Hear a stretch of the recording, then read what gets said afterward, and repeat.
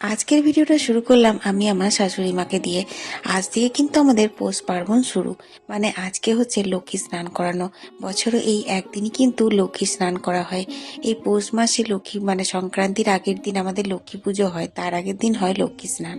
ওই যে সামুদ্রিক জিনিস সমস্ত দেখলে সেগুলো সব ধোয়া হয়, তারপর নতুন ধান দিয়ে কালকে মা লক্ষ্মী পেতে পুজো হবে। আর সেই পাতা লক্ষ্মী কিন্তু বছরে 4 বার হবে, একবার চৈত্র মাসে সংক্রান্তিতে, একবার ভাদ্র মাসে, আর একবার কার্তিক মাসে।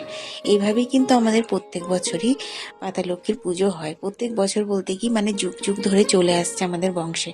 তো দেখো আজকে কিন্তু আমি ঝাল ঝাল টকটক টমেটো আলুর পোস্ত করলাম। সেদিন করেছিলাম, খেতে খুব ভালো হয়েছিল। তাই তোমরা অনেকেই কমেন্ট করেছিলে দিদি ভাই রেসিপিটা একটু দিও। তাই আজকে তোমাদের সঙ্গে রেসিপিটা গল্প করতে করতে শেয়ার করে দিলাম। তেল পাঁচফোড়ন দিয়ে কাঁচা লঙ্কা টমেটোগুলো ভেজে তারপর আলুগুলো দিয়ে জল দিয়ে সিদ্ধ হতে দিয়ে এসেছি। স্বাদ মতো নুন দিয়েছি, অল্প একটু হলুদ দিয়েছি। পোস্তটা বেটে আনতে আনতে দেখো আলু সেদ্ধ হয়ে গেছে, তারপর পোস্ত বাটা দিয়ে নাড়াচাড়া করে নামিয়ে নেব। একটু ঝোল ঝোল রাখছি, কারণ টমেটো আলু পোস্তটা একটু ঝোলঝোলি খেতে বেশি ভালো লাগে। আর এখানে দেখো বুগলা পাইপটা নিয়ে কি করছে, কিরকম একটা আওয়াজ করছে। তোমাদেরকে অরিজিনাল সাউন্ডটা অন্য একদিন দেবো। এখানে মা লক্ষ্মী স্নান করানো হয়ে গেছে, তারপর যে হাঁড়িগুলোতে করে রাখবে সেগুলো সমস্ত আতপ চাল দিয়ে রাঙিয়ে তেল সিঁদুর দিয়ে সব ঠিক করছে।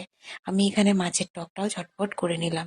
তারপর দেখো এই জিনিসপত্রগুলো সব কিন্তু শুকিয়ে গেছে, সেগুলো আবার হাঁড়িতে ভরে তুলে রাখলো। আর আমি আজকে চুলে একটু শ্যাম্পু দিলাম, কারণ পোস্কালি ঘোচানো মানে কিন্তু শুধু জামা কাপড় কাচা আর ঘরদোর ঝাড়াঝুড়ি না, নিজেকেও কিন্তু পরিষ্কার পরিচ্ছন্ন করে নিতে হয় এই লক্ষ্মী পুজোর আগে। তারপর একটুখানি বিকেলবেলা বসে বসে আলতা পরে নিচ্ছি। কালকে লক্ষ্মী পুজো তো, তাই কাল আর সময় পাবো না। কাল পিঠে আছে, লক্ষ্মী পুজো আছে, লক্ষ্মী পাতা আছে, প্রচুর কাজ।